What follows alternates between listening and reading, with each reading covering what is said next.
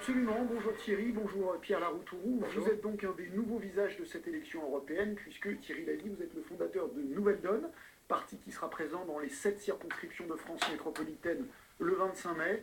Nouvelle Donne, en quelques mots, qu'est-ce que c'est?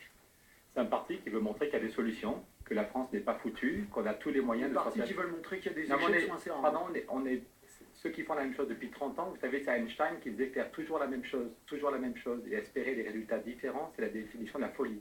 Et quand vous voyez le niveau de chômage, quand vous voyez le niveau des loyers, quand vous voyez le niveau de la dette publique, on en a marre de voir que ça fait 30 ans qu'ils font les mêmes recettes et ça ne marche pas. Donc nous, ça fait 2 ans qu'on travaille, et en même temps des salariés, des patrons de PME, des paysans, des retraités, des étudiants. On est déjà plus de 8000 en 5 mois, et ça fait des années qu'on travaille sur des solutions concrètes. Qu'est-ce qu'on fait sur le logement? Qu'est-ce qu'on fait pour éviter l'austérité? C'est très concret. Allez sur le site, il y a 20 propositions concrètes. Si vous deviez choisir parmi toutes les solutions que vous proposez, les 3 principales, quelles sont-elles? 3, c'est pas facile, il y en a plus de 20 importantes sur le site, mais concrètement, comment est-ce qu'on fait pour éviter des licenciements? Tous les mois, on nous dit qu'il y a 10 000 chômeurs de plus, 20 000 chômeurs de plus. Il y a des pays où on s'est donné les moyens d'arrêter les licenciements. Au Canada, par exemple, c'est ultra facile, ça fait en 2 pages.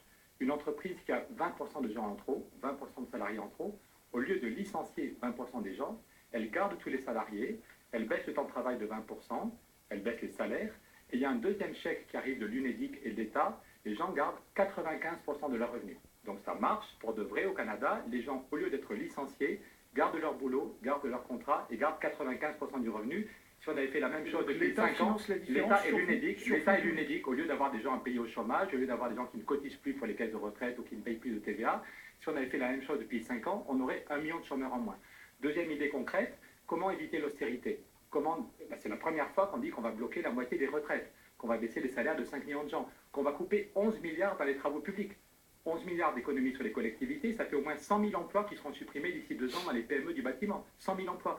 Donc nous, on montre à Nouvelle Donne qu'on peut aller vers l'équilibre sans austérité. Concrètement, par exemple, on peut financer la dette publique à 1%.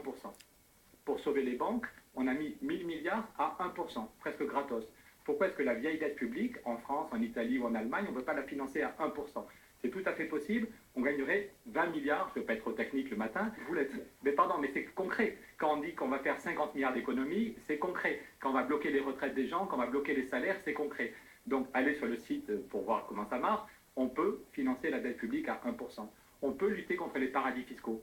Obama a fait voter la loi FATCA qui fait que ça y est, dans 2 mois, au 1er juillet, il n'y aura plus aucun secret bancaire aux États-Unis. Toutes les banques suisses devront au 1er juillet être totalement transparentes pour le fisc américain.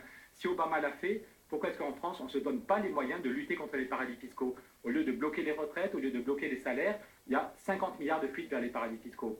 Dernière proposition, si vous ne laissez que le temps pour 3, la question du logement. On est le pays d'Europe où les loyers sont les plus chers. Si on avait la même politique du logement qu'aux Pays-Bas, on ferait tous 200 euros d'économie tous les mois sur les loyers. Ça concerne un quart d'entre nous, ceux qui payent des loyers, on ferait 200 euros d'économie tous les mois. Concrètement, ils se sont dit, le fonds de réserve des retraites, il y a une grosse cagnotte, au lieu de la mettre sur les marchés financiers, ce qui est fait en France, on va la mettre pour construire des logements. Et donc, ça ne se fait pas en 3 semaines, il aura fallu 5 ans, 10 ans pour le faire, mais tout le fonds de réserve. Et en France, il y a 37 milliards.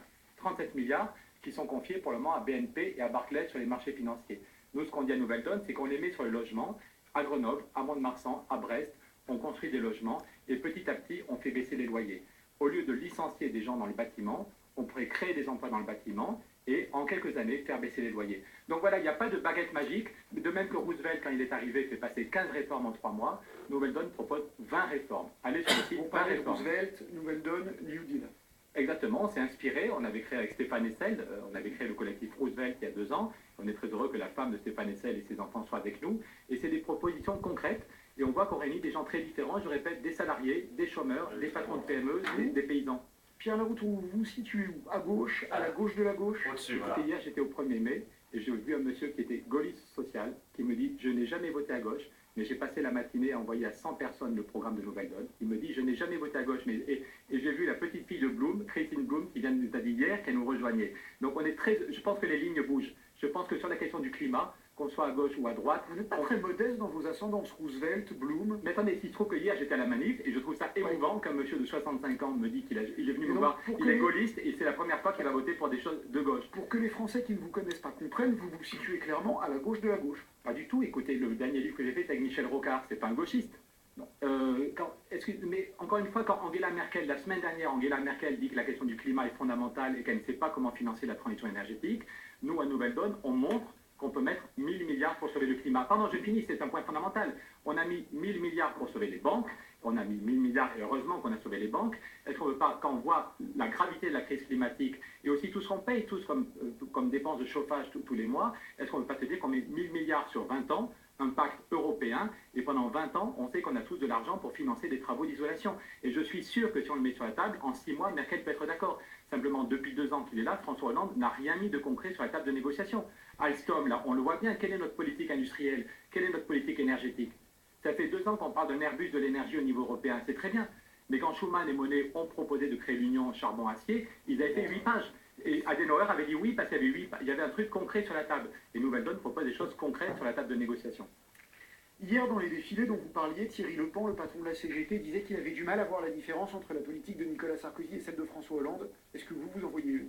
Non, hélas, pas beaucoup. Je me fais partie des gens qui se sentent trahis. J'ai voté pour François Hollande dès le premier tour. Il avait dit on va séparer les banques, on va faire le maximum pour lutter contre le chômage, on va réorienter l'Europe.